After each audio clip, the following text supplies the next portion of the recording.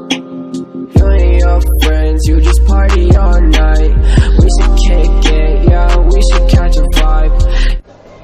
एक क्वेश्चन है जो है आपका AgNO3 विलयन के साथ आइडोफॉर्म पीला अवक्षेप देता है, जबकि CHCl3 यानी कि क्लोरोफॉर्म के साथ नहीं देता। क्यों? तो यहाँ हमको बताना है कि यदि हम क्लोरोफॉर्म में AgNO3 का विलयन डाल दें तो AgNO3 के साथ में क्लोरोफॉर्म कोई क्रिया नहीं करता है, ना ही किसी प्रकार का झाग देता है, ना ही किसी प्रकार का कोई अवक्षेप देता है। लेकिन यदि हम उसी AgNO3 विलयन को आइडोफॉर्म में डाल दें तो आइडोफॉर्म के साथ यह क्रिया कर लेता है और एक पीले रंग का अवक्षेप देता है या झाग देता है। ऐसा क्यों होता है, तो इसी बारे में हम आज जानने वाले हैं। तो मैंने यहाँ बना दिया है क्लोरोफॉर्म का सूत्र और यहाँ बनाया है मैंने आइडोफॉर्म का सूत्र। तो यहाँ हम देख रहे हैं कि एक कार्बन के साथ में यहाँ एक हाइड्रोजन जुड़ा हुआ है और 3 Cl परमाणु जुड़े हुए हैं, जबकि यदि हम आइडोफॉर्म में देखें तो कार्बन के साथ भी एक हाइड्रोजन जुड़ा है, बस क्लोरीन के स्थान पर यहाँ 3 आयोडीन जुड़े हुए हैं। अब हम बात करते हैं सबसे पहले क्लोरीन के आकार की और आयोडीन के आकार की। तो हमें मालूम है कि क्लोरीन का जो परमाणु क्रमांक होता है वो है 17 और यदि हम इसकी बाह्यतम कक्षा की बात करें तो इसकी बाह्यतम कक्षा होती है तीसरी। पहली कक्षा में 2 इलेक्ट्रॉन जाते हैं, दूसरी में 8 और तीसरी में 7। तो यानी कि क्लोरीन यदि परमाणु की यदि हम बात करें तो क्लोरीन परमाणु में कुल 3 कक्षाएं होती हैं। तो यानी कि क्लोरीन का आकार छोटा है।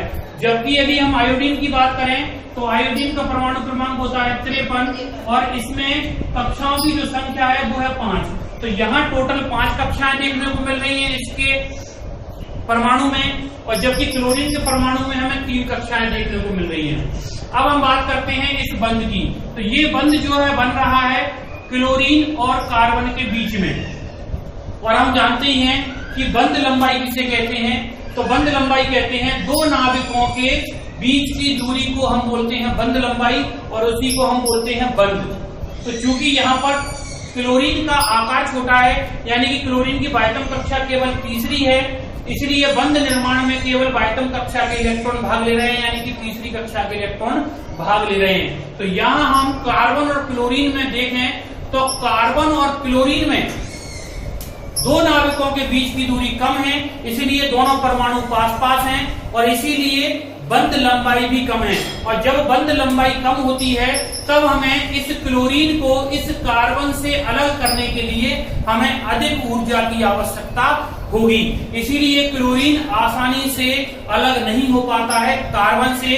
और इसीलिए जब हम AgNO3 का विलयन इस क्लोरोफॉर्म में डालते हैं तो ये AgNO3 इस कार्बन और क्लोरीन के बीच बने हुए बंध को नहीं तोड़ पाता है, क्योंकि यहाँ बंध लंबाई कम है और बंध ऊर्जा अधिक है। इसीलिए AgNO3 क्लोरोफॉर्म के साथ में कोई क्रिया नहीं कर पाता और किसी भी प्रकार का कोई अवक्षेप नहीं बनाता।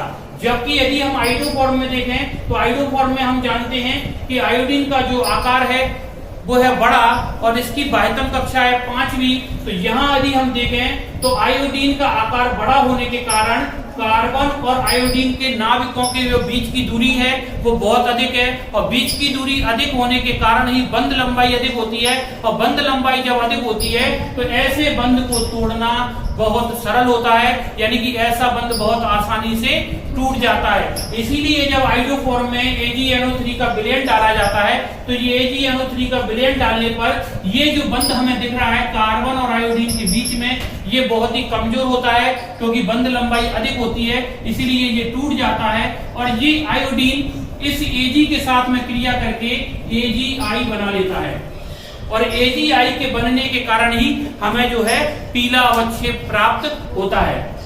तो इस प्रकार हमने जान लिया कि क्लोरोफॉर्म में कार्बन और क्लोरीन के जो बीच की दूरी है वो कम होती है, इसीलिए क्लोरीन कार्बन के साथ अधिक मजबूती से जुड़ा रहता है और AgNO3 विलयन के डालने के बावजूद भी नहीं टूटता है, इसीलिए हमें AgCl का अवक्षेप प्राप्त नहीं हो पाता। जबकि हम जानते हैं कि आइडोफॉर्म में आयोडीन कार्बन के साथ अधिक मजबूती से नहीं जुड़ा होता है, इसीलिए जब AgNO3 का विलयन डाला जाता है तो आयोडीन टूट जाता है और Ag से क्रिया करके AgI के रूप में बाहर निकल जाता है और हमें प्राप्त होता है AgI का पीला अवक्षेप। तो यही है मूलभूत कारण AgNO3 विलयन का आइडोफॉर्म के साथ पीले अवक्षेप बनाने का।